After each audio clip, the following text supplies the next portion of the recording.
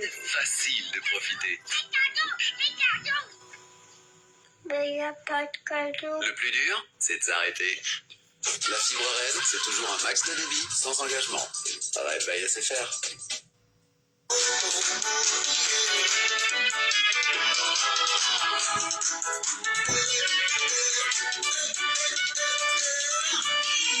Ma fille, tu es la première à te connecter, hein. Bonsoir tout le monde, j'espère que vous allez bien. Bonsoir. Bonsoir à toute la base, aux adhérents et aux sympathisants de Pietifa. J'espère que vous allez bien. J'espère que vous avez bien démarré votre semaine. Coucou Jennifer Meyer, comment vas-tu? La basiste. Chimbelo, bonsoir. Bonsoir Ashley Sharon. Comment vas-tu ma fille? Partagez le direct s'il vous plaît. Partagez, commencez à partager le direct. Danina Ondo, ma petite sœur, comment vas-tu ma puce? Jessica Ziva, bonsoir. Partagez le direct s'il vous plaît. Partagez massivement ce direct. Taguez-moi les parents. Taguez-moi les jeunes filles qui élèvent leurs enfants seuls, les parents, on va dire quoi? En tête des familles monoparentales. En tout cas, taguez-moi, taguez tout le monde. Clémence Ndiaye, bonsoir. Marie-Paul Hyacinthe, comment allez-vous la famille? Comment ça va? J'espère que tout le monde va bien. Mika Sistine, bonsoir. Linda Kramer, bonsoir. Masita Koulibaly, comment ça va? Adidja Meo, comment ça va? Bonsoir. Bonsoir tout le monde. Take care, comment vas-tu ma personne? Coucou Nado, comment vas-tu ma soeur? J'espère que tout le monde va bien. Partagez le direct. Partagez.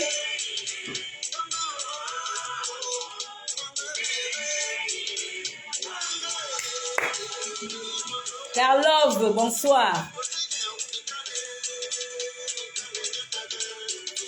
Partagez le direct. Je vous avais promis ce direct. Malheureusement, les aléas de la parentalité m'ont empêché de le faire au moment opportun. Parce qu'en principe, j'étais censée le faire hier. Mais c'est aussi ça la parentalité. Désiré Ado, comment vas-tu? Big Day, bonsoir.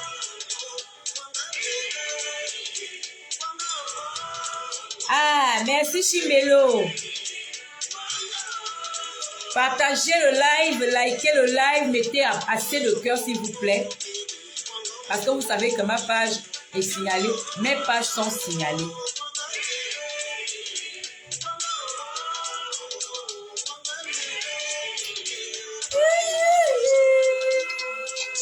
Je vais faire en sorte que vous aimiez Wango. Hein. Je vous saoule avec ça.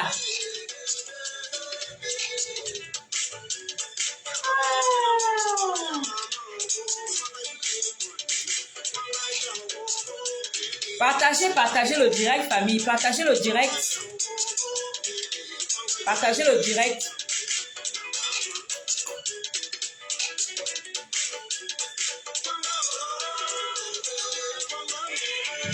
Coucou Désiré Ado. Est-ce que je t'avais même déjà dit bonsoir Désiré? Yolande Limandi, bonsoir.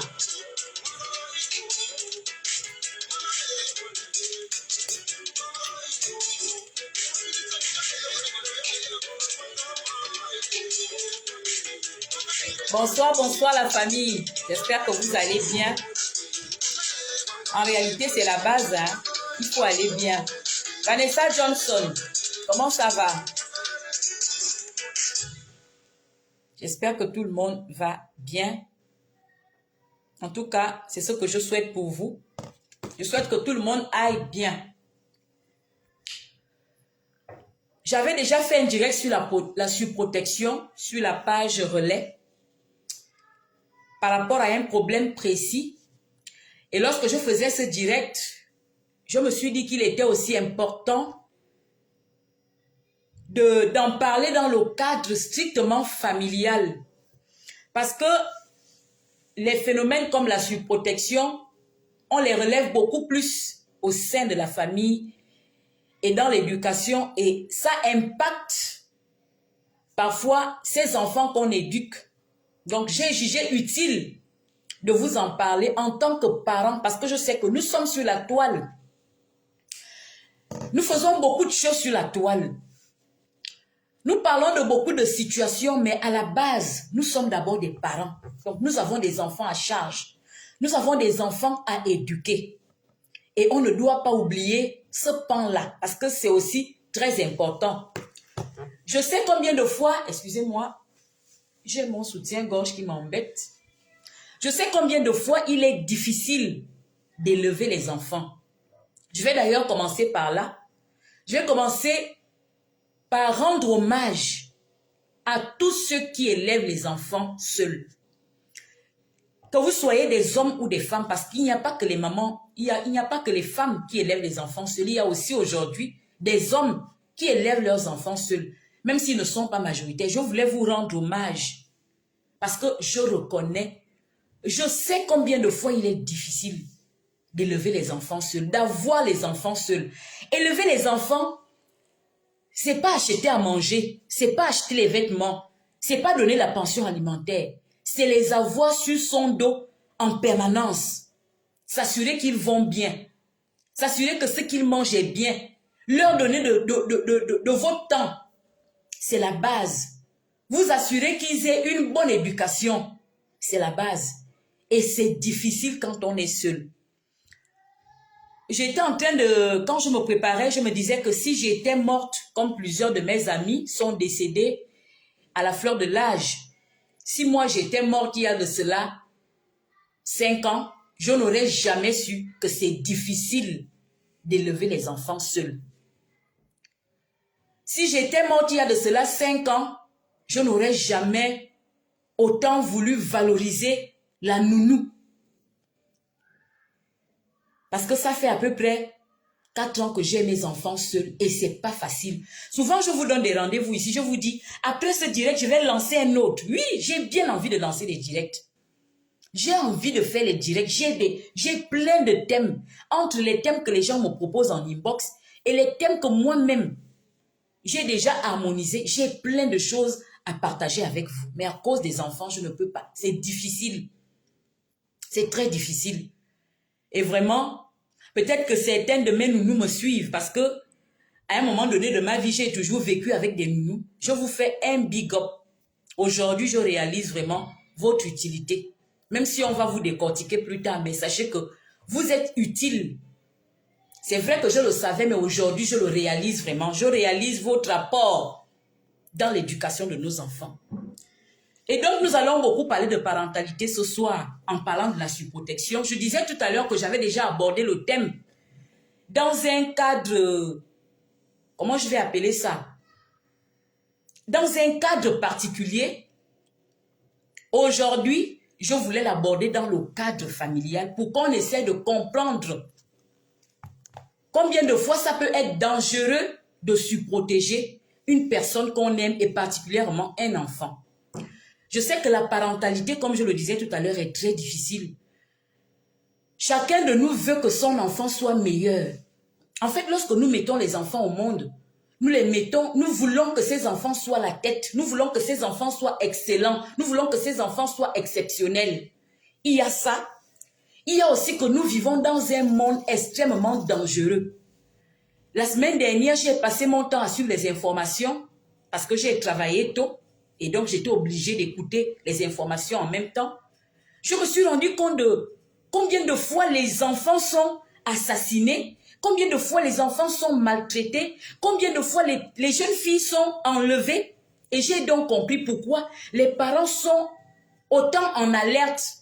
En fait, comme je l'expliquais la dernière fois, ce sont des circonstances de la vie qui font en sorte que les parents surprotègent malheureusement leurs enfants. Ce sont les conditions dans lesquelles on vit. C'est l'atmosphère dans laquelle nous vivons désormais. Les comportements des gens qui gravitent autour de nous, qui font en réalité en sorte qu'aujourd'hui, nous ayons envie de protéger nos enfants, de surprotéger nos enfants, en oubliant que la surprotection peut être très néfaste. Lorsque nous mettons les enfants au monde, en réalité, indépendamment du fait que nous voulions que ces enfants soient les meilleurs, nous voulons également que ces enfants soient autonomes. Parce que les enfants sont la relève. Partagez le direct, taguez vos amis, taguez les parents sur le direct s'il vous plaît. Parce que c'est une erreur que nous commettons tous autant que nous sommes. Moi-même, j'étais là-dedans aussi. Nous voulons que les enfants soient meilleurs, mais nous voulons aussi que ces enfants soient autonomes. Nous faisons des projets sur nos enfants. Moi, je dis souvent à mon fils que j'aimerais qu'il soit médecin. Parce que quand je serai vieille, j'aimerais bien être soignée par mon fils. Mais nous oublions que lorsque nous faisons ces projets sont basés sur l'autonomie. Pour qu'un enfant réalise ces beaux projets que nous faisons pour lui, il faut qu'il soit d'abord autonome. Et c'est à ce niveau-là que la surprotection va être négative, va être néfaste. Et donc, je vais vous donner quelques conséquences de la surprotection sur l'éducation d'un enfant. Je voulais d'abord vous dire que c'est pas mauvais. C'est pas... En fait, lorsqu'un parent surprotège un enfant, il ne le fait pas forcément de gaieté de cœur. Parfois, ils ne sont même pas... Parfois, nous les parents, lorsque nous surprotégeons nos enfants, nous ne sommes même pas conscients de ce que nous faisons. J'ai cité quelques situations qui peuvent faire en sorte qu'un parent, malgré tout, développe cette surprotection-là. Donc, l'environnement dans lequel nous vivons, les comportements des personnes qui gravitent autour de nous, le comportement même de la société, l'orientation même que la société d'aujourd'hui prend, nous impose malheureusement de surprotéger nos enfants. Alors, quels seront les dégâts que la surprotection va causer en l'enfant dans son éducation et même dans sa personnalité future? Parce que n'oubliez pas que ce qui est une femme, au-delà de toute chose, je vous ai toujours dit que la base de l'éducation, la base de la personnalité, la base même des déviances et même de plusieurs déviances que nous rencontrons ici sur la toile, c'est la petite enfance. Ça veut dire que les erreurs que nous commettons lorsque nous éduquons nos enfants, dans la petite enfance, lors de la transmission des valeurs et même lors des orientations que nous prenons pour nos enfants, va venir impacter leur vie future et faire de ces personnes-là, ces démons-là, comment je peux les qualifier encore, que nous voyons même ici sur la toile. Ces malades que nous avons ici par milliers sur la toile, ces névrosés que nous avons ici sur la toile, ces complexés que nous avons ici sur la toile, ces femmes en manque d'estime de soi, ces hommes autoritaires, ces anxiogènes que nous avons ici sur la toile, la véritable base, famille, ne l'oubliez jamais, c'est la petite enfance. Et donc, je disais aussi que nous vivons la parentalité. La parentalité, c'est quoi? C'est le fait de prendre en charge ses enfants, s'occuper des enfants, éduquer les enfants. C'est ça la parentalité. Et nous la vivons de façon différente. Chacun, et tu as des personnes qui sont désinvoltes, qui ne vont même pas s'occuper de la surprotection, qui n'ont pas forcément besoin de protéger leurs enfants, qui sont tellement irresponsables. Tout comme tu as des parents qui sont extrêmement responsables et qui vont dépasser la responsabilité et devenir surprotecteurs. Alors, la première chose qu'on va remarquer chez les parents surprotecteurs, c'est les parents qui verront la menace partout. Ça veut dire que le fait même de surprotéger un enfant va impacter le parent lui-même. Parce qu'un parent qui surprotège son enfant n'est pas en paix. Il voit le mal partout. Pendant que son enfant est à l'école, il est anxieux.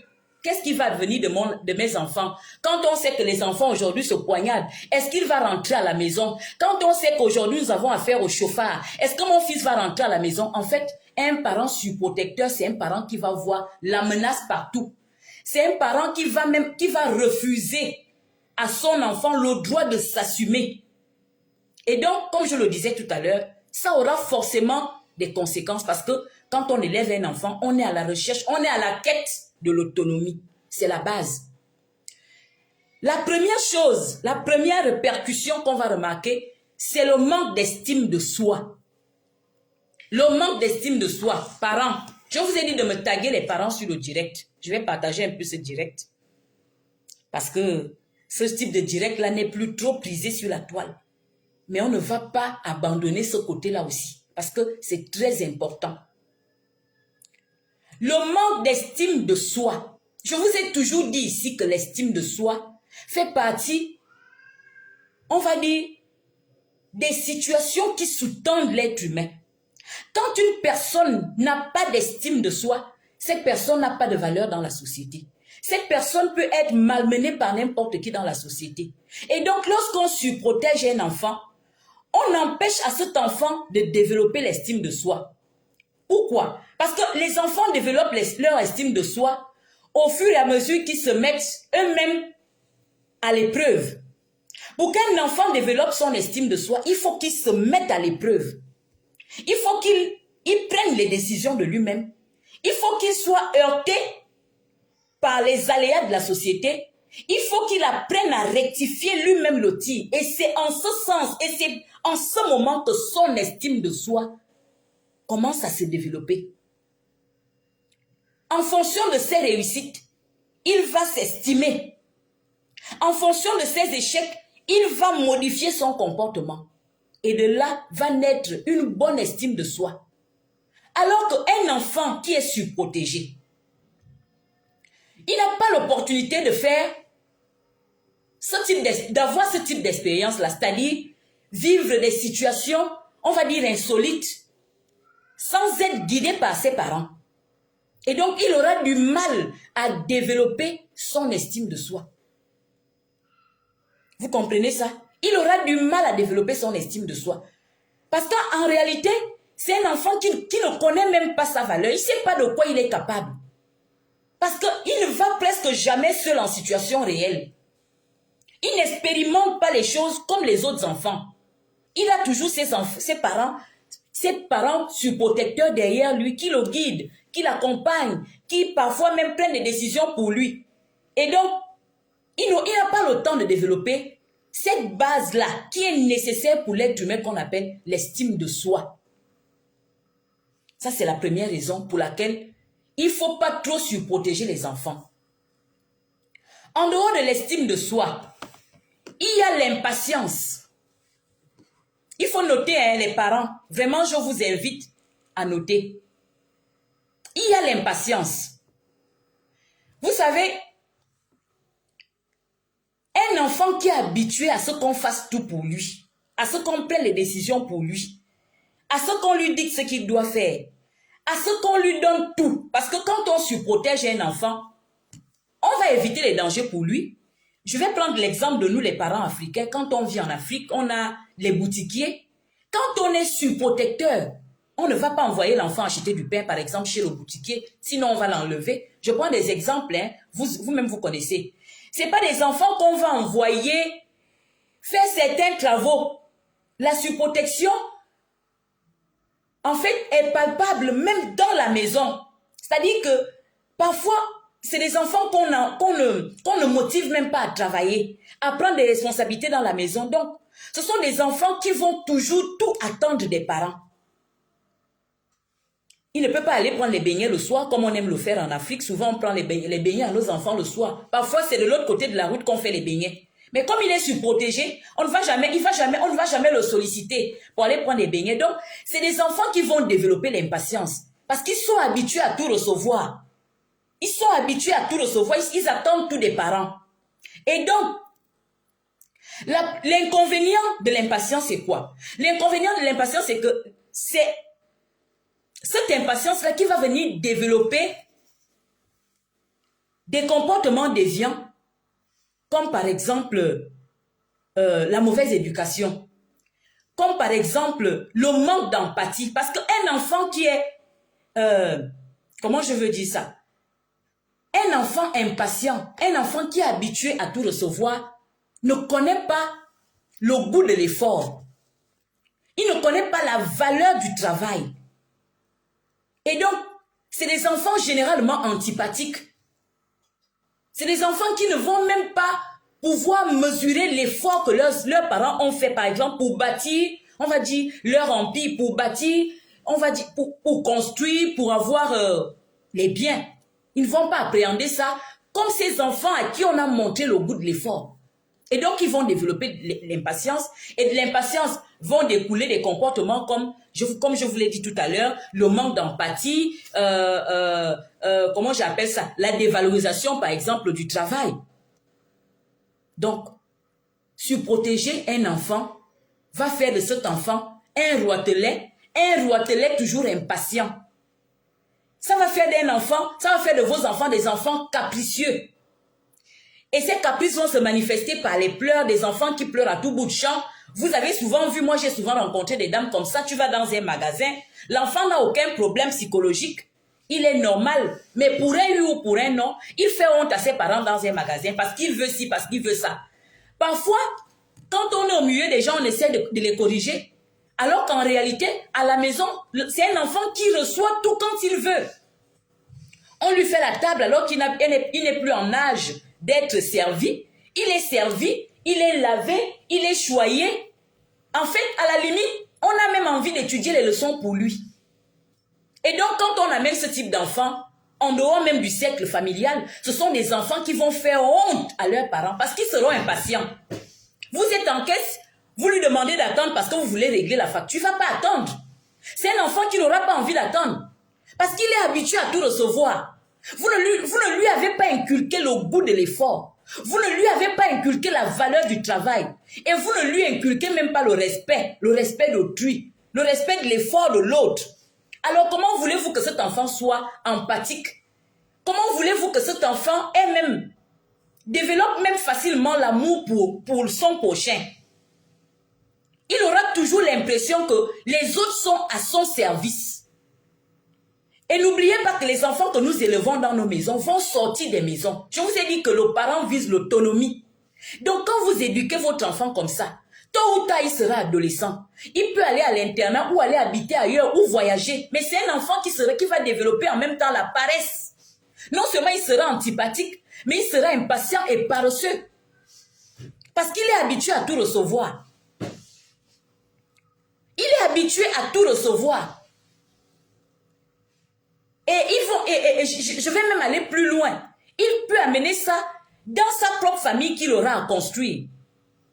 Ce sont ces hommes et ces femmes impatients que vous voyez dans les foyers, qui ne savent pas que pour obtenir quelque chose, il faut faire des efforts. En fait, ça vient souvent de là, la surprotection. La surprotection. Donc, j'ai dit que l'impatience va venir développer le manque d'empathie, la mauvaise éducation qui vont s'exprimer quand il est tout petit par les pleurs et par les caprices et quand il est grand par la paresse, par l'insolence et tout ce que vous voyez parfois sur la toile aussi. Vous allez également constater quoi chez les enfants surprotégés? Ce sont des enfants qui vont devenir, comme je l'ai dit tout à l'heure, dépendants des parents. Très dépendants. Comme je ne vous vois pas ici, je suis obligée de regarder sur l'autre écran. Très dépendants. Mettez les cœurs s'il vous plaît. Très dépendants des parents. Les parents, pourquoi ils vont devenir dépendants? Parce que les parents veulent toujours tout faciliter pour ce type d'enfant-là. Comme je l'ai dit tout à l'heure. Hein? Ils veulent tout faciliter. Les parents vont encourager même les excès chez ces enfants-là. Ils vont encourager l'excès de dépendance chez ces enfants-là. Et donc, ils vont devenir totalement dépendants. C'est des enfants qui ne pourront jamais, qui n'arrivent jamais à se débrouiller seuls. J'ai des enfants comme ça, à un certain âge, qui ne peuvent pas aller à l'école seuls. J'ai souligné au départ que ce sont des situations de la vie, on va dire l'environnement dans lequel nous vivons, qui nous fait faire ces bêtises-là, ces erreurs-là. Mais en réalité, ce n'est pas bien. À un certain âge, par exemple, un enfant doit pouvoir aller à l'école seul. Mais tu as des enfants qui ne peuvent pas aller à l'école seul parce qu'ils sont toujours déposés. Donc ces enfants-là, vous imaginez quand ils perdent leurs parents. Ils peuvent perdre le parent qui les a surprotégés. Ils peuvent se retrouver dans un environnement inconnu. Ils auront du mal à s'adapter et ça aura des répercussions sur leur rendement scolaire comme on va le voir plus tard. Parce que ça va leur demander beaucoup d'efforts de se réadapter. Encore qu'ils pourront se réadapter s'ils sont tout petits. Parce que je vous ai toujours dit ici que le cerveau du tout petit est plastique. Donc quand on est tout petit, on peut recevoir une mauvaise éducation, mais on a la possibilité de modifier cette éducation parce que le cerveau est plastique. Mais imaginez un enfant totalement dépendant de ses parents, hein, dont l'autonomie a déjà été affectée parce que l'excès de dépendance va affecter l'autonomie. L'enfant ne pourra plus rien faire de lui-même. Même dans la prise de décision, il ne peut rien faire. Alors s'il évolue comme ça, arrivé à un certain âge, par exemple dans son adolescence, si les parents ne sont pas là, ce serait un enfant compliqué. Ce serait un enfant difficile à gérer. S'il perd par malchance ses parents, c'est un enfant c'est le type d'enfant que les gens auront du mal à récupérer chez eux. Et en milieu scolaire, c'est des enfants qui auront des problèmes de scolarité, qui auront des problèmes au niveau du rendement scolaire. Partagez le direct, s'il vous plaît. Alors, il y a le développement de la peur et de l'insécurité. Parce que c'est nous qui insufflons la confiance à nos enfants. Un enfant qui n'expérimente rien, un enfant qui voit ses parents toujours fébriles, toujours aux aguets, parce que le parent a peur. En réalité, il reçoit cette peur-là et cette crainte-là et il vit dans la crainte. Or, pour qu'un enfant soit équilibré, il a besoin d'expérimenter certaines situations. Il a besoin d'être confronté à certaines situations qui font peur. Je vais prendre un exemple. Parfois, j'amène mes enfants au parc. Moi-même, j'étais comme ça. Hein? Moi-même, j'étais comme ça. Tu as des parents qui ne veulent pas que leurs enfants montent sur certaines attractions sous prétexte que l'enfant va se faire mal. Alors que tu vois, je suis allée dans un parc où, c'est quoi? C'est un dinosaure géant. Tu vois des petits enfants de moins de 2 ans t'escalader le dinosaure. Pourquoi? Parce que les parents ont développé l'autonomie tôt. Et l'enfant a développé cette agilité-là. Parce qu'il est d'abord tombé plusieurs fois. Après, il a développé des techniques. Après, il a commencé à monter. Alors que c'est le type d'attraction qu'un enfant de 5 ans n'ose même pas aborder, si vous voulez. Est-ce que vous voyez un peu ça? Donc, lorsqu'on est surprotecteur, lorsqu'on a peur de tout, on a peur que nos enfants se fassent mal, on a peur de façon excessive qu'on fasse mal à nos enfants, on transmet sans le savoir la peur et l'insécurité à l'enfant. Ça va faire en sorte que l'enfant ne sache pas prendre des risques. Dans la vie, c'est bien de faire attention, mais il faut aussi savoir prendre des risques. On ne peut pas toujours faire attention. Ça ne nous édifie pas, ça ne nous forge pas quand on fait toujours attention à ce qu'on fait. De temps en temps, il faut sortir de sa zone de confort et prendre des risques. Pour savoir ce qu'il y a derrière le risque, c'est aussi important. Il faut le savoir. L'enfant a besoin de savoir comment on grimpe à un arbre. Tu as des parents qui n'osent pas laisser leurs enfants faire des choses comme ça. Là, c'est dans la petite enfance. L'enfant a besoin de ça. Alors, si vous développez la peur dans vos enfants quand ils sont tout petits, ils vont grandir comme ça. Vous regardez par exemple le fait de pédaler. Qu'est-ce qu'on nous dit? Les pédiatres nous disent que lorsque l'enfant atteint l'âge de 2 ans, il faut commencer à apprendre à l'enfant à pédaler. Parce qu'à cet âge-là, en réalité, l'enfant est vide. L'enfant est comment j'appelle ça? Est comme une cassette vierge. Donc, il ne connaît pas vraiment la peur. Quand l'enfant naît, l'enfant ne connaît pas la peur. L'enfant connaît la peur à travers le parent. Et donc, l'excès de protection va faire en sorte que cette peur-là devienne même, on va dire quoi? Pathologique. Donc, il faut laisser l'enfant de temps en temps prendre des initiatives. Il faut laisser l'enfant tomber. Oui, merci Kaba Aïcha. Partagez le direct. Donc, lorsqu'on nous demande de faire en sorte que l'enfant pédale à l'âge de 2 ans, c'est parce qu'on estime qu'à cet âge-là, l'enfant n'appréhende pas encore la peur. Donc, il peut facilement prendre des repères. Il peut facilement développer des mécanismes. Et ces mécanismes-là vont rester. Et plus tard, il saura pédaler sans difficulté. Vous-même remarquez, moi, pourquoi je ne pédale pas? Moi, je suis dans une ville où on pédale beaucoup. Après le tram et le bus, ici, là où je suis, c'est le vélo. Mais je n'arrive pas à pédaler. Parfois, j'embête ma petite soeur, je l'amène au parc, elle va m'apprendre à pédaler. Pourquoi? Parce que je n'ai pas développé ce réflexe étant petite. Aujourd'hui, je fais tellement attention à mon poids que je n'arrive plus à développer cet équilibre-là qui permet de pédaler. Pourtant, je conduis bien. Je sais conduire la voiture, mais je ne sais pas pédaler. C'est juste un exemple pour vous dire qu'à un moment donné, là, pour que l'enfant acquiert l'autonomie, il faut laisser l'enfant expérimenter certaines situations. Il faut laisser l'enfant se faire mal. Il faut laisser l'enfant développer l'autonomie. Sinon, vous transmettez la peur et l'insécurité à vos enfants. Donc, je vous ai dit que toutes ces limites-là vont impacter le rendement scolaire. Ça va venir impacter le rendement scolaire. Donc, la surprotection aura des limites sur les apprentissages. Pourquoi? Pourquoi la surprotection aura des limites sur les apprentissages? Lorsqu'on va à l'école, je vais vous le dire comme ça. Partagez le direct, s'il vous plaît. Quand vous mettez un enfant à l'école, l'enfant ne connaît rien du tout. Vous convenez avec moi que l'enfant va à l'école, il ne sait rien faire du tout. Et donc, il va à l'école, on dispense les cours, après, on fait faire les exercices à l'enfant. Qu'est-ce qui fait en sorte que l'enfant devienne bon? Qu'est-ce qui fait en sorte que l'enfant devienne performant? Qu'il ait de bons rendements? Ce sont les échecs. C'est quand l'enfant échoue que l'enfant va développer les astuces, les mécanismes pour contourner ses échecs. Est-ce que vous comprenez ça? Alors que lorsqu'on surprotège un enfant, on lui montre tout, on lui donne tout, on ne permet pas à cet enfant d'échouer, on ne permet pas à l'enfant de connaître l'échec qui va faire en sorte que lui-même il trouve des stratégies pour qu'il soit meilleur.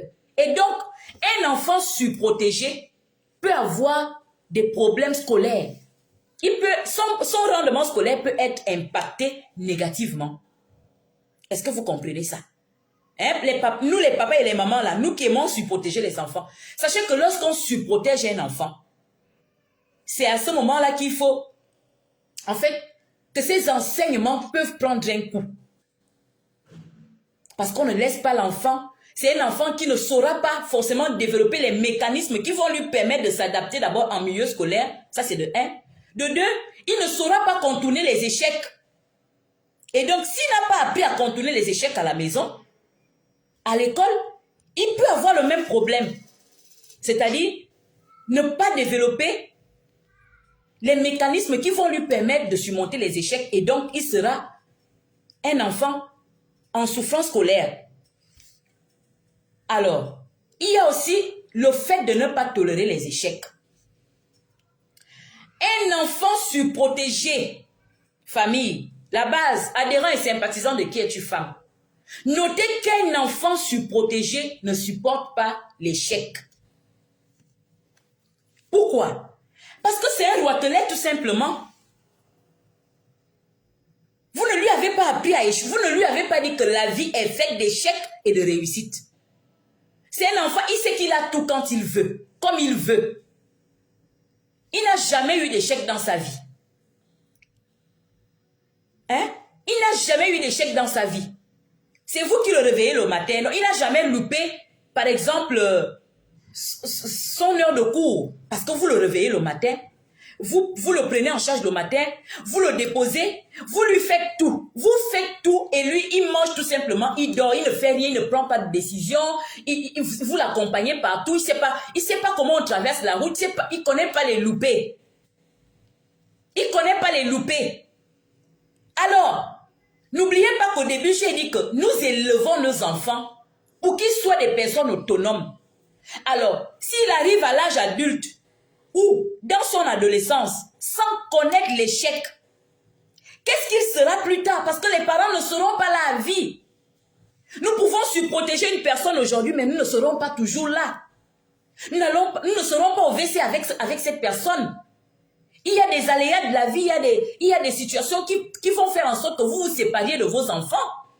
En dehors même de la mort. Il y a l'âge. Il y a l'âge. Les enfants sont appelés à partir. Ils peuvent partir pour étudier. Ils peuvent partir pour construire leur famille, pour bâtir leur famille. Vous ne serez toujours pas là avec eux. Mais quand vous ne serez pas là, qu'est-ce qui va advenir de vos enfants? Quand ils seront confrontés aux échecs, comment ils vont faire? Ce sont des enfants qui auront du mal à s'adapter à l'échec. Coucou Kadimag, comment tu vas? Comment vas-tu Natacha? Hein? Ce sont des enfants qui auront du mal à s'adapter à l'échec, à trouver des solutions devant les échecs. Et peu importe le type d'échec, hein, ça peut être au travail, ça peut être dans la relation amoureuse, ça peut être dans les relations. Ce sont des enfants qui seront toujours frustrés. Parce qu'on est aussi frustré parce qu'on ne sait pas gérer l'échec. Ne l'oubliez pas. La frustration vient du fait qu'on ne sache pas gérer les échecs de la vie. Comme je vous l'ai toujours dit, la frustration, c'est un sentiment de non-accomplissement. Mais quand on parle de non-accomplissement, ça veut dire que on a essuyé quelque part, on a essuyé des échecs, on avait des objectifs qu'on n'a pas pu atteindre. Et donc on est insatisfait, mais c'est parce qu'on ne sait pas gérer cette insatisfaction-là qu'on devient frustré. Et donc beaucoup de frustrés que vous voyez aussi sur la toile émanent de ces situations-là. Vous comprenez? Beaucoup de frustrés que vous voyez aussi sur la toile émanent aussi de ces situations-là. C'est-à-dire que c'est des petits enfants rois qui ont toujours parfois tout eu, qu'on a toujours tout accordé, voilà, à qui on n'a pas appris le goût de l'effort, le respect du travail, le respect d'autrui. Et donc, du coup, arrivé à l'âge adulte, quand ces gens-là sont confrontés aux échecs, comme je l'ai dit, même dans le cadre amical, ce sont des personnes qui vont devenir des monstres. Parce que tout simplement, on ne leur a pas appris que dans la vie, on ne peut pas tout avoir. On ne leur a pas appris qu'on ne réussit pas à tous les coups. Il peut arriver qu'on réussisse aujourd'hui et demain on échoue. Coucou Amanda, on peut réussir aujourd'hui, demain on échoue. Et si vous n'apprenez pas ça à votre enfant, qu'est-ce qu'il va faire devant l'échec? Qu'est-ce qu'il va faire? Ce sera un frustré, ce sera un enfant frustré, ce sera un adulte frustré, ce sera une maman frustrée, ce sera une épouse frustrée. Et donc, il faut laisser l'enfant développer son autonomie. Il faut laisser l'enfant développer son autonomie. Hein? Parce que à ce niveau-là, la surprotection va se transformer, on va dire, en danger. Hein? En danger. Quand vous ne permettez pas à votre enfant d'expérimenter l'échec, et que demain, il doit affronter cet échec-là, qu'est-ce qu'il fait? S'il n'a jamais eu les bases, s'il n'a jamais eu les rudiments, comment il fait? Comment il fait? Tu as des enfants qui sont plantés là, chez nous en Afrique, ils n'arrivent pas à traverser la route. Le parent ne lui a pas appris. Il s'est contenté de le tenir par la main pour l'accompagner à l'école. On accompagne l'enfant à l'école à un certain âge. Mais à un autre âge, on lui apprend à traverser la route. Voilà comment on fait pour traverser la route. On regarde à gauche et à droite. Il faut traverser sur la voie cloutée. En fait, vous apprenez les choses à vos enfants. Vous ne les faites pas à leur place. Vous n'êtes pas aux aguets pour eux. Vous leur apprenez à être autonomes dans la société. Vous leur apprenez à déjouer les pièges de la société. Vous leur montrez les pièges de la société et comment déjouer les pièges de la société. C'est mieux que la surprotection parce que vous ne serez jamais là. Vous ne pouvez pas être là ad vitam aeternam. Sinon, vous élevez des légumes dans vos maisons tout simplement. Si vous croyez que vous serez là ad vitam aeternam pour protéger une personne, vous mentez. Vous devez apprendre à faire confiance à vos enfants. Et vous faire confiance. Vous dites que ce que vous avez transmis en vos enfants va rester là et va servir pour leur autonomie. C'est ça l'éducation. Éduquer, ce n'est pas accompagner. C'est pas être aux aguets. C'est pas chercher à protéger à tout prix. Non. C'est de laisser aussi l'enfant se cogner la tête. C'est quand on se cogne la tête qu'on recule et on se dit, bon là, tu ne peux pas passer par ce chemin parce que je suis trop grande. Sinon, je vais me cogner la tête. Il faut que je fasse demi-tour. Il faut que je contourne l'obstacle. Mais si vous êtes toujours là, à vérifier tout ce que l'enfant fait, toujours chercher à savoir ce qu'il fait, où il fait. Tu as des enfants qui, à 18 ans, ne peuvent pas aller à la bibliothèque seuls. N'ont pas d'amis. Qu'est-ce que vous donnez à votre enfant dans ce cas-là? Qu'est-ce qu'il devient? C'est des enfants qui auront des comportements de bébé à l'âge adulte. C'est-à-dire que c'est pendant que les autres manifestent leur âge adulte que lui va commencer à apprendre certaines choses. Je ne parlerai même pas de l'épuisement que ça va susciter chez le parent. Parce que nos enfants sont notre relève. Tu prends soin d'eux comme je prends soin des miens là. Vous voyez, depuis le matin, je veux faire le direct, je ne peux pas. Mais à un moment donné, il faut que je puisse respirer. Mais tu as des parents qui ne respirent que quand leurs enfants sont adultes. Et ils sont vraiment fatigués parce qu'ils ont tellement pris soin de leurs enfants. L'enfant doit pouvoir être autonome, développer son estime de soi à cause des échecs, développer son estime de soi parce qu'il a expérimenté des situations, développer son estime de soi parce qu'il a réussi. Il a réussi certaines choses, certaines situations de par lui-même. C'est ce qui fera en sorte que votre enfant soit autonome et qu'il soit un adulte valeureux qui puisse vous remplacer valablement dans la société. Ce n'est pas la surprotection. Et la surprotection va aussi engendrer des problèmes de comportement. Parce que vous-même, vous savez que le manque d'estime de soi entraîne les problèmes de comportement. Or, nous avons dit que la première conséquence de la surprotection, c'est le manque d'estime de soi.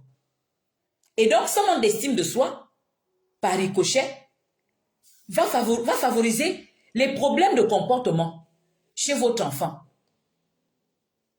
Hein? Les problèmes de comportement dans la vie. Une femme qui manque d'estime de soi n'a aucune valeur dans son couple.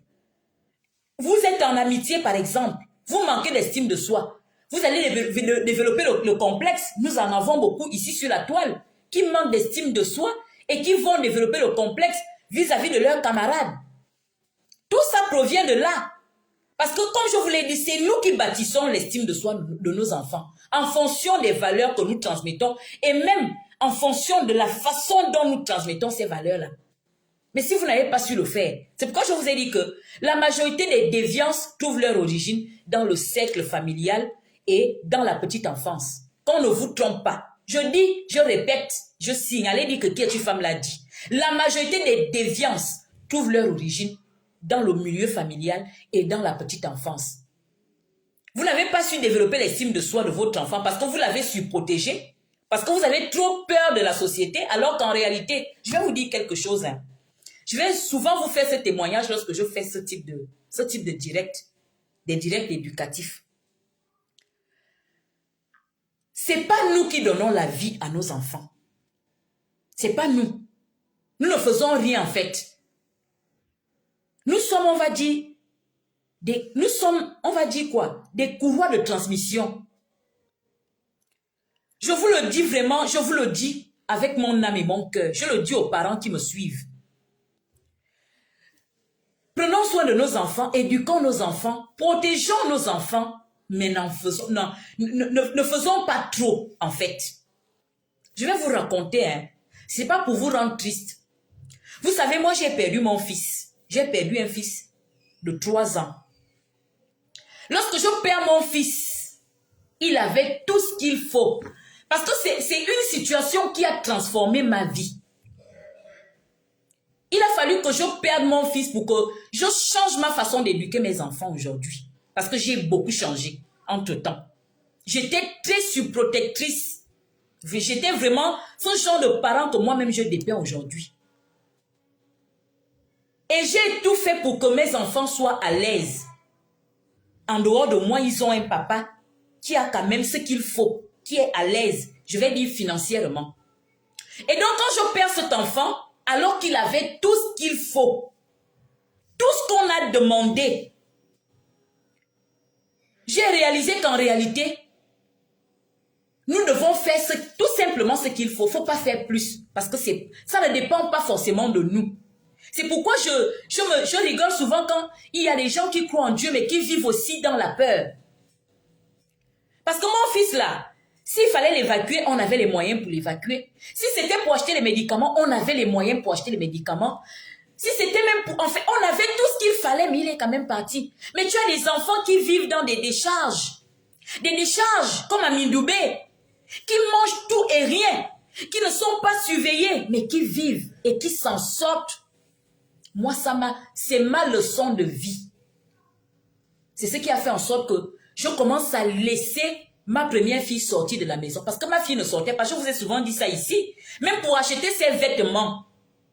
Même pour aller acheter ses vêtements comme le font les petites filles, j'ai jamais voulu, j'ai jamais accepté. Mais quand j'ai perdu son petit frère, j'ai compris que de temps en temps, il faut que je libère l'enfant. Parce qu'en réalité, sa vie ne dépend pas de moi. Je joue mon rôle de parent, mais je ne dois pas outrepasser ce rôle-là.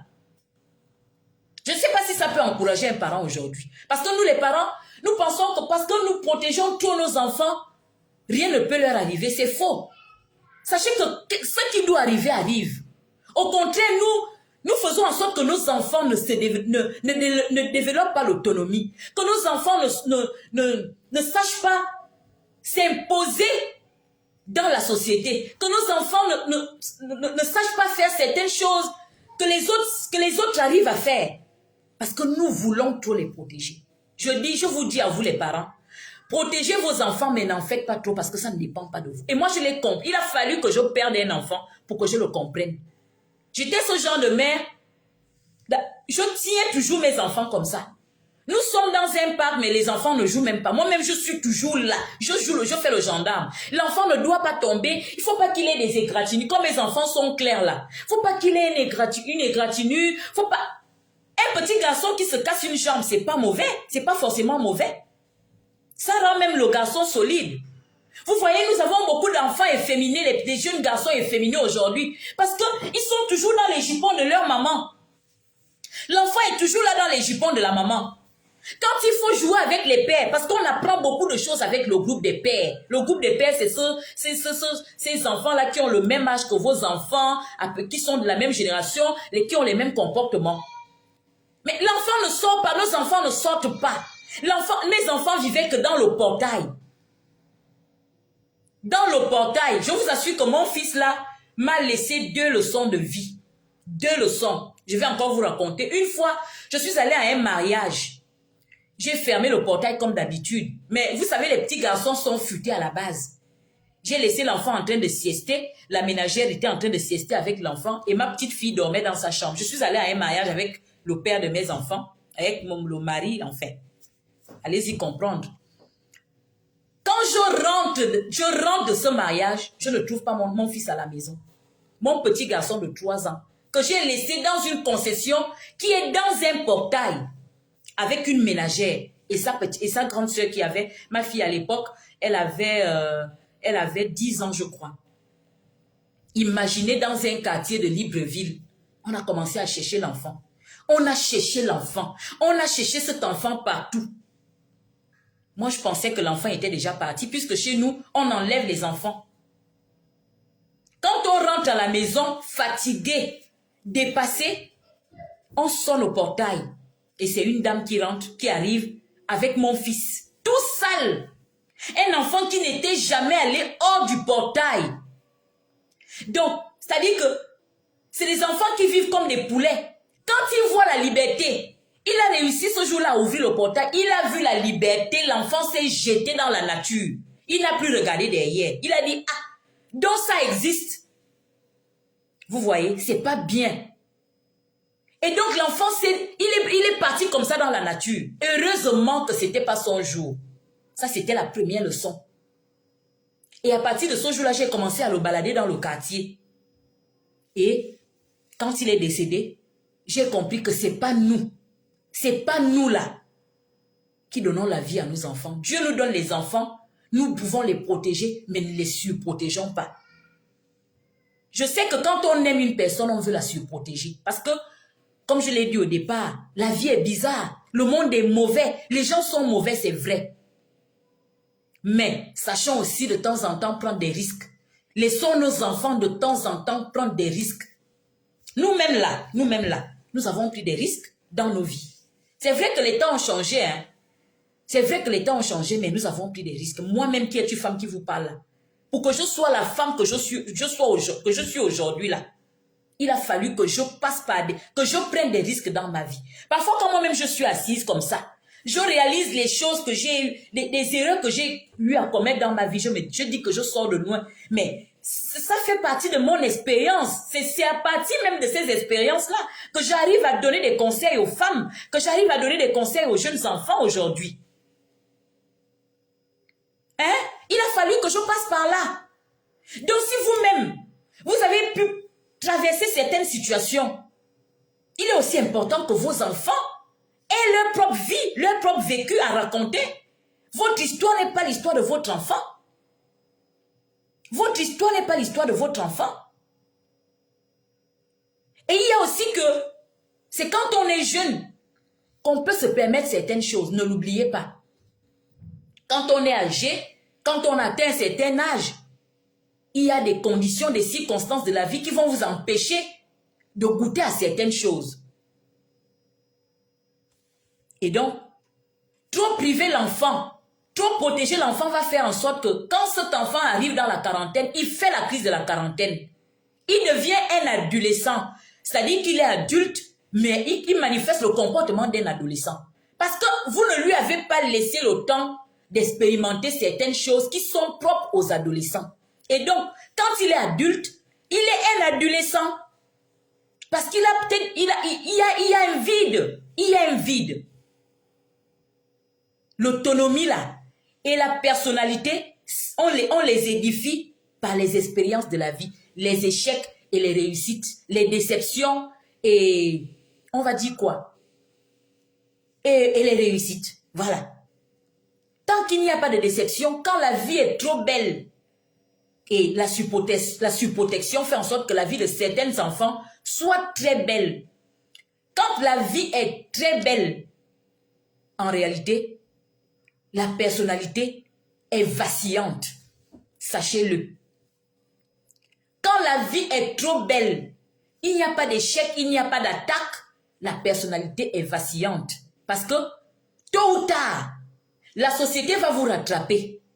Vous allez échouer quelque part, vous serez attaqué quelque part et vous ne saurez pas traverser cette étape-là.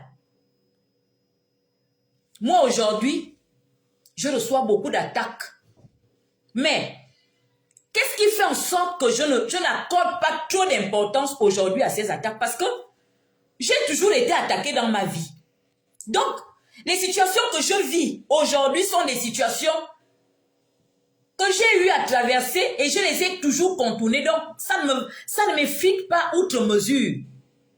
Mais lorsque vous n'avez pas d'expérience, il y a des choses qui peuvent vous traumatiser et qui peuvent même vous éteindre. Donc, famille, la base, les parents de la base, les parents là, adhérents et sympathisants de qui es-tu femme? C'est bien de protéger son enfant. Mais n'en faites pas trop. N'oubliez pas que la surprotection a des dégâts. Des dégâts dans l'édification de la personnalité. Les dégâts sur l'acquisition de l'autonomie qui sont des bases même de l'être humain. Parce qu'un être humain qui n'est pas autonome n'a pas de valeur dans la société dans laquelle nous vivons aujourd'hui, qui est une société capitaliste où l'homme est redevenu un loup pour l'homme. Si vous n'êtes pas autonome, si vous n'avez pas une personnalité équilibrée, qui a connu des échecs mais qui a su se relever, vous n'êtes rien du tout dans cette société-là. Ne l'oubliez pas. Donc, protégez vos enfants, mais il faut lâcher de temps en temps.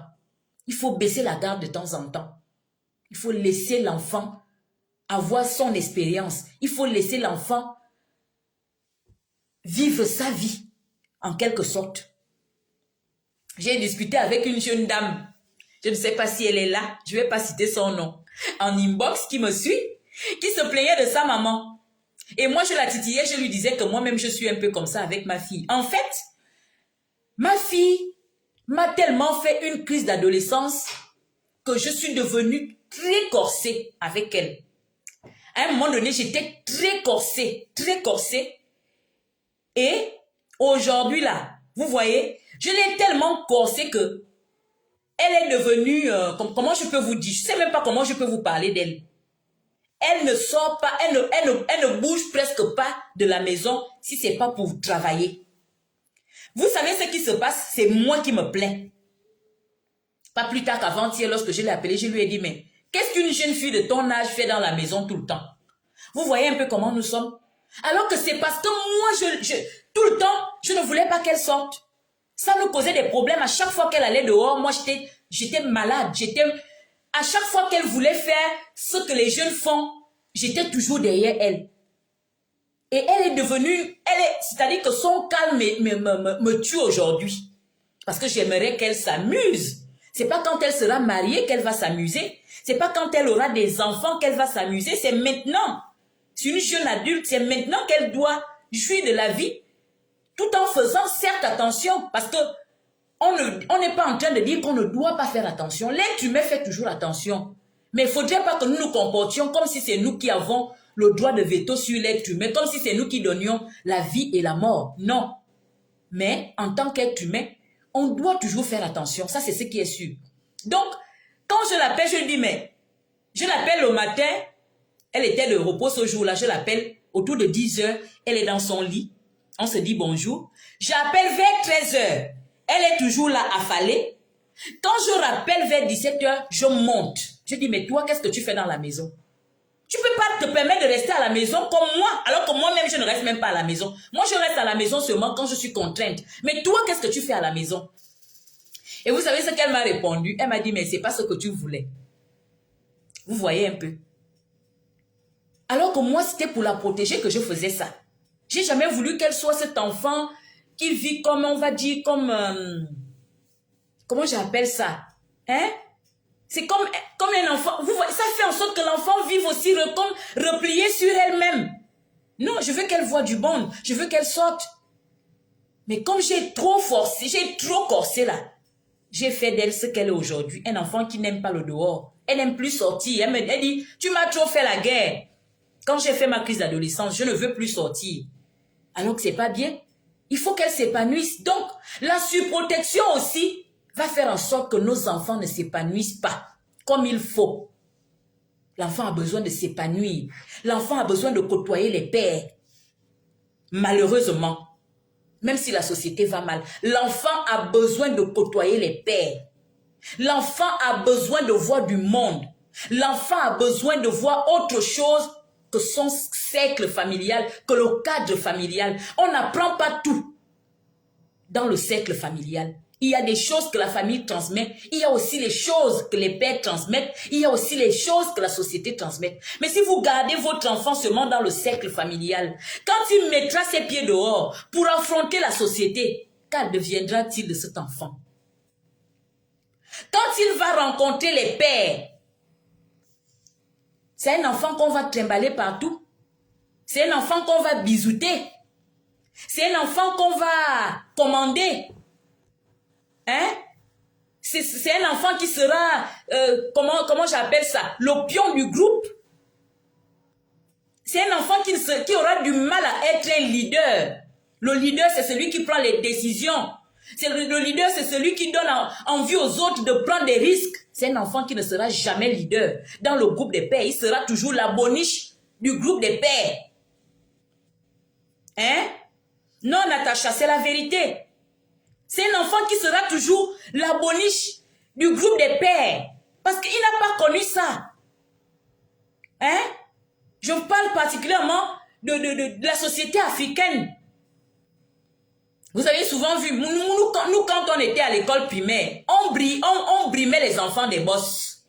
Je vous le dis en même temps, oui. On brimait souvent les enfants des boss. Pourquoi? C'est des enfants déposés, des enfants qui le connaissaient, c'était des mougous. Moi, je ne suis pas un enfant de boss. Donc, nous, on était les enfants des quartiers, là. On faisait notre petite guéguerre dans les quartiers, on se battait, on faisait un peu de tout, quoi, au quartier. Alors, quand eux, ils sortaient de leur zone résidentielle, là, quand ils arrivaient à l'école, nous, on les brimait. Nous, on les brimait. Du genre, tu lui dis, bon, demain, tu m'amènes 100 francs. Le lendemain, là, il ne peut pas venir à l'école s'il n'a pas 100 francs. Ceux qui ont été à l'école primaire avec moi connaissent. Demain, tu m'amènes le pain au chocolat. Tu le vois là, il t'amène ça, il est là tout tremblant. Il ne s'est jamais battu avec un camarade. Il faut lâcher prise de temps en temps. Il faut lâcher prise, il faut laisser la personne aimer manifester son autonomie. C'est très important. Ne soyez pas toujours gendarme. Et n'évitez pas toujours les échecs. Sachez que l'édification de la personnalité a besoin des échecs. L'être humain a besoin d'échouer pour se relever et pour développer les astuces qui vont lui permettre de contourner les obstacles. Si vous n'échouez jamais, c'est dangereux. C'est dangereux. Il faut échouer. Que ça soit en amour, au travail, il faut échouer pour devenir une personne meilleure. Il faut que votre tête cogne quelque part. Il faut faire une erreur. Et de temps en temps, on a aussi besoin de faire des bêtises. Ne l'oubliez pas. Ça fait partie de l'édification de la personnalité.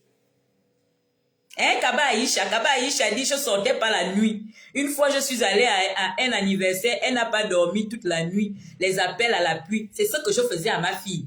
Et c'est pourquoi aujourd'hui, elle est recluse. Elle est recluse. Elle n'aime plus sortir. Et c'est pas bien. J'espère que quand elle sera dans son foyer, elle n'ira pas faire la crise de la quarantaine là-bas.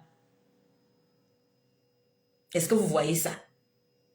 Donc, famille, j'en avais déjà parlé dans le cadre de mon influenceuse que je suis. Je voulais en parler dans le cadre strictement familial pour vous dire que c'est bien de protéger nos enfants. Mais je comprends même pourquoi les parents aujourd'hui, je comprends, mais essayez de trouver les moyens pour que vous lâchiez vos enfants de temps en temps. Je comprends les familles. Je ne suis pas en train de dire que je ne comprends pas. Quand vous vivez dans une société où on enlève les enfants, vous vivez dans une société où il y a des chauffards, vous vivez dans une société où il y a la haute sorcellerie, vous êtes obligé parfois de surprotéger les enfants. Mais après, ça crée les névrosés. Parce que la névrose vient de quoi? Vient du fait qu'on ne puisse pas exprimer sa personnalité réelle. Vous comprenez? C'est de là que naissent les névroses. Alors, donc, comprenez pourquoi nous avons beaucoup de névrosés dans nos sociétés aujourd'hui. Parce que nous mettons beaucoup de freins à l'être humain. La névrose naît de là. Et regardez combien de névrosés nous avons dans nos sociétés aujourd'hui. Regardez même la toile. Nous savons combien de névrosés sur la toile aujourd'hui. Vous-même regardez un peu comment les gens se comportent. Comment les gens se comportent. Combien de féminins avons-nous? Combien de femmes masculinisées avons-nous? Ça vient de l'éducation. Ça peut venir de la rigidité. Ça peut venir de la surprotection. Donc, faisons attention. Moi, j'ai toujours conseillé le juste milieu en toutes choses. Les excès ne sont pas bien. Le juste milieu, protéger, mais laisser aussi le temps à l'être aimé de s'épanouir, à faire ses erreurs, à faire ses propres expériences, c'est important. À pleurer quand il faut pleurer. Vous avez des enfants qui n'ont jamais été tristes de leur vie. Des enfants, des personnes, vous ne voulez pas voir la personne triste, mais la tristesse fait partie de la personnalité. La tristesse fait partie de l'édification de la personnalité. Comment voulez-vous qu'une personne ne soit jamais triste? Comment voulez-vous qu'une personne ne soit jamais déçue? Comment voulez-vous qu'une personne ne fasse jamais d'erreur? Comment voulez-vous? C'est impossible. Il faut que la personne commette des erreurs. Oui, c'est important. C'est même à partir de ces erreurs-là que l'être aimé va apprendre. Même s'il y a des gens qui n'apprennent pas de leurs erreurs. Là, c'est les gros malades, il faut les prendre en charge. Mais une personne normale doit pouvoir faire des erreurs. Et c'est à partir de ces erreurs-là que la personne rebondit. C'est très important. Donc, famille, protégez les enfants, prenez soin des enfants. Hein? N'allez pas dire que qui est une femme a dit, bon, mon fils à 7 ans, il peut sortir de la... Non. Il faut apprendre à l'enfant à devenir autonome. C'est ça l'éducation. C'est pas remplir les cuisses de poulet, hein? Le riz, les légumes. C'est aussi apprendre à l'enfant à prendre des décisions. Rendre l'enfant responsable. Parce que les enfants surprotégés sont des enfants qui ne connaissent pas le sens de la responsabilité. Puisqu'ils ne prennent aucune décision. Même pas pour se laver. Même pas pour se laver. Même pas pour choisir leurs propres vêtements. L'enfant se lève le matin, la douche est prête, les vêtements sont posés, les cahiers sont posés. L'enfant, même pas pour faire leur sac. Le sens de la responsabilité. Il faut apprendre à l'enfant à devenir responsable. Donner de petites responsabilités à vos enfants dans la maison en fonction de l'âge. Je dis ça s'apprend, ça ne s'improvise pas. Vous avez peut-être un grand adolescent ou une grande adolescente dans votre maison et que vous savez que vous l'avez trop surprotégé. N'allez pas commencer ce soir à lui dire, bon, allez, sois autonome, non. Sachez que vous avez manqué des choses, il faut le faire étape par étape. Il faut faire étape par étape pour mettre l'enfant à niveau. Donc, on apprend à l'enfant à devenir autonome. On édifie la personne. C'est ce qu'on appelle édifier la personnalité. On remplit l'enfant. Donc, il faut les remplir. Vous assurez que l'enfant a déjà appris telle ou telle chose. Il peut passer à telle ou telle étape. Par exemple, j'ai beaucoup parlé de la route. Si vous savez que vous n'avez jamais appris à votre enfant à traverser la route en Afrique, ne commencez pas demain, ne dites pas, ah, il a déjà 9 ans. Hier, on a parlé là, sur qui es-tu femme, on a dit qu'on non. Il n'a jamais traversé la route, il est souvent déposé. Faites-le étape par étape. Un jour, vous êtes un parent, vous avez un véhicule, garez un peu le véhicule. Vous allez à Montbois à pied. Vous allez à Grand Bassam à pied. Hein? Et vous montrez à votre enfant comment on traverse la route. Voilà comment on traverse. Voilà comment on... Quand vous savez que l'enfant a déjà... C'est déjà un acquis. En ce moment, vous pouvez laisser l'enfant. Hein? Voilà. Donc, étape par étape. Famille, étape par étape. Mais c'est très important. C'est très, très important. C'est ce que je voulais vous partager ce soir. Comme je vous l'avais promis, j'aurais dû le faire hier pour qu'on fasse autre chose aujourd'hui. Mais bon, mieux vaut tard que jamais. Et courage aux parents seuls. Parce que édifier une personne, quand Dieu a mis l'homme et la femme, c'est parce que Dieu savait que c'était une tâche ardue, très difficile. Dieu savait que l'homme fera une part et la femme une part. Mais il y en a qui se retrouvent seuls à le faire, à faire en sorte que l'être humain soit équilibré. Beaucoup de déséquilibres sortent aussi de là. Donc, vous qui êtes seuls à élever vos enfants là, que Dieu vous donne la force, le courage et la sagesse pour mettre ces choses en pratique. Parce que un parent peut devenir aussi surprotecteur parce qu'il est seul. Il y a des choses pour lesquelles on veut aller vite. On est toutes seules, on fait comment le matin, on les prend, on les met dans la voiture et on les dépose. Alors que quand on est deux, celui-là peut accompagner les enfants pendant que l'autre fait ça. Quand on est seul, c'est pas facile. Donc vraiment, à vous les parents seuls, les mamans seules, les papas seuls, que Dieu vous aide à éduquer vos enfants, à en faire des personnes équilibrées, à en faire des personnes remplies. Que Dieu vous donne la sagesse nécessaire, la force nécessaire pour mener à bien ce travail. Donc, nous allons nous arrêter par là en ce qui concerne la surprotection. Et vous pouvez toujours rapporter ça à tout, c'est-à-dire aux personnes que vous aimez. C'est pareil, la surprotection fait des dégâts. À un moment donné, ça devient néfaste pour l'édification de la personnalité et pour l'épanouissement de l'être humain. Donc, méfiez-vous. Et ne fuyez pas trop les échecs. Ne fuyez pas trop les échecs. Les échecs font partie de la vie, de l'être humain. Ne l'oubliez pas. Donc, on va s'arrêter par là. En ce qui concerne la base, il est quelle heure? Il est tard. Je ne pourrai plus faire ce que je voulais faire après. Ça, je préfère déjà vous le dire.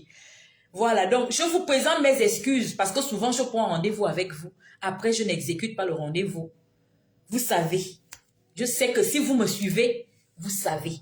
Il y a même des sujets que j'ai dû mettre de côté parce que je me suis dit que c'est plus d'actualité. Alors que je voulais vraiment en parler. Parce que moi, quand quelque chose est passé, on a digéré, je préfère ne plus revenir là-dessus. Sachez que la parentalité, là, c'est pas difficile. C'est pas facile. La parentalité n'est pas chose facile. Comprenez-le. Donc, famille, comme d'habitude, je vous souhaite que du bonheur. Que du bonheur. Que du bonheur. Natacha, ma belle-sœur, que du bonheur. Donc, nous avons terminé. Je vais lire les commentaires. J'espère que tout a été dit et que vous avez ajouté, comme vous savez très bien le faire, pour me donner aussi ma part. Dans tous les cas, portez-vous bien. Vous êtes sur Qui es-tu femme? Une page qui prône la cohésion familiale et sociale et qui met l'enfant au centre même du débat social. Donc, si vous êtes de passage, n'hésitez pas à vous abonner. Vous ne serez pas déçus. Allez. Oh, Zelia, tu étais là? Zelia Ngema, comment tu vas, ma petite sœur? Donc, je vous souhaite une excellente nuit. Merci, Kaba Aïcha. Merci beaucoup pour les cœurs. Je vous souhaite une excellente nuit. Portez-vous bien. Et par la grâce de Dieu, nous nous reverrons peut-être demain. Ah, Nala Lisson, mais nous sommes là pour nous booster. C'est difficile, nous sommes là pour nous booster. Voilà. Merci beaucoup. Côté Chic, Aurélie Françoise Massimba, bonsoir. Donc, on va se laisser et on se dit à demain peut-être pour un autre direct, si Dieu le veut. Allez, bye.